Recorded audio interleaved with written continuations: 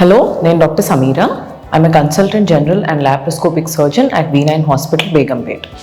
ఇవాళ patient awareness సిరీస్లో నేను మాట్లాడబోయే టాపిక్ హైపోథైరాయిడిజం అంటే ఏంటి, దాంట్లో ఎలాంటి సిమ్టమ్స్ చూస్తాము.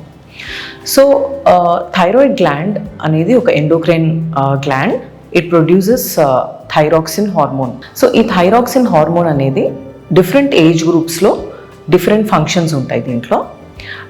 సో బేసికలీ థైరాక్సిన్ అనే హార్మోన్ బాడీలో ఉండే వేరియస్ సిస్టమ్స్ని ఒక పర్టికులర్ స్పీడ్లో వాటి ఫంక్షనింగ్ జరిగేటట్టుగా చూస్తుంది. ఫర్ ఎగ్జాంపుల్, రీప్రొడక్టివ్ సిస్టమ్ అంటే ఆడవాళ్ళలో కరెక్ట్ టైంకి సైకిల్స్ రావడము, డైజెస్టివ్ ట్రాక్ అంటే దాంట్లో ఇంటెస్టైనల్ మొటిలిటీ ఎంత క్విక్గా అవుతుంది అనే స్పీడ్ని కూడా డిటర్మైన్ చేస్తుంది. అంటే డైజెషన్ ప్రాసెస్ అనేది ఎంత అప్రోప్రియేట్గా అవుతుంది అనేది డిటర్మైన్ చేస్తుంది. అట్లాగే పేషెంట్ నర్వస్ యాక్టివిటీ ఎంత క్విక్గా లేచి వాళ్ళ పనులు వాళ్ళు చేసుకోగలుగుతున్నారు, ఇవన్నీ ప్రతి సిస్టంలో ఒక పర్టికులర్ స్పీడ్లో అవి జరిగేటట్టుగా సెట్ చేయడం ఈ థైరాక్సిన్ హార్మోన్కు ఉండే ఫంక్షన్.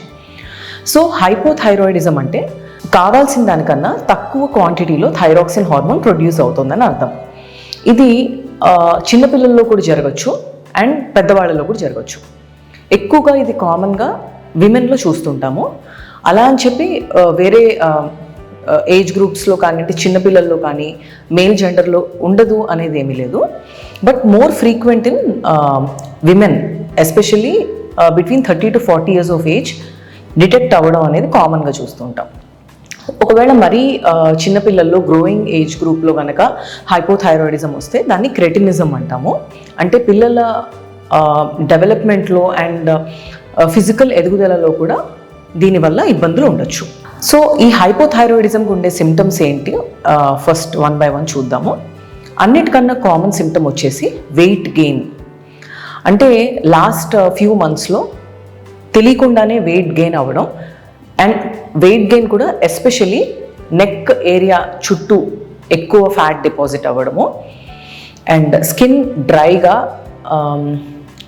స్వెట్ గ్లాండ్స్ తక్కువ స్వెట్ ప్రొడ్యూస్ చేస్తూ థిక్గా తయారవడం చూస్తుంటాం. Hair fall is another common symptom that is seen in hypothyroidism.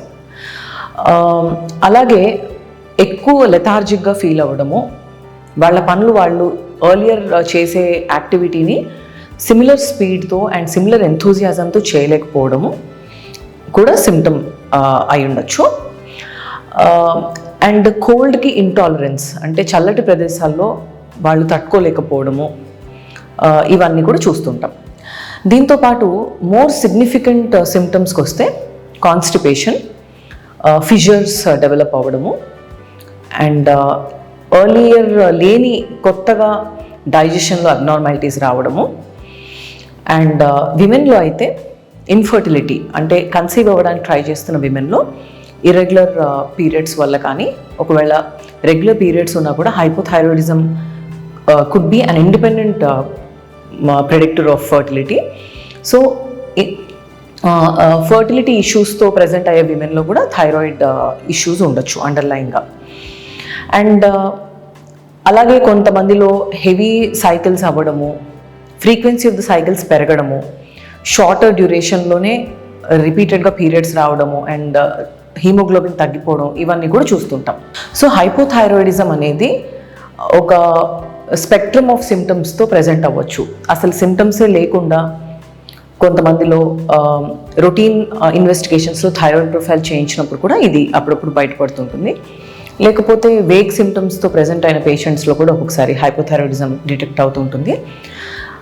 And at the same time కొంతమందిలో చాలా significant disturbances in the lifestyle or ఇందాక చెప్పినట్టు ఫర్టిలిటీ రిలేటెడ్ డిస్టర్బెన్సెస్ వల్ల కూడా హైపోథైరాయిడిజం డిటెక్ట్ అవుతుంటుంది.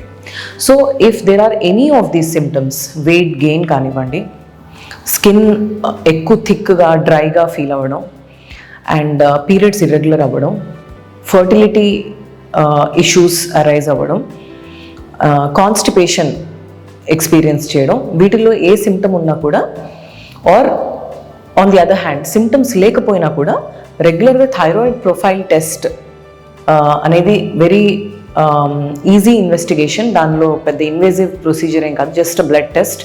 దీని ద్వారా మనం హైపోథైరాయిడిజంని డిటెక్ట్ చేసి మందులతో ట్రీట్మెంట్ చేసే అవకాశం ఉంటుంది. Thank you.